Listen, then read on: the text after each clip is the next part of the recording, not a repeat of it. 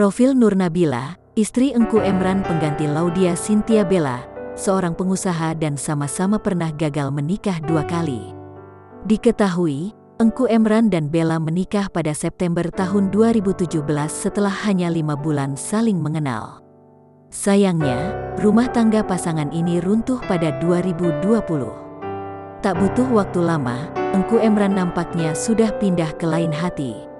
Engku Emran dan Nur Nabila dikabarkan sudah menikah Jumat, tanggal 19 Maret tahun 2021. Nur Nabila merupakan adik dari artis Malaysia, Nelofa.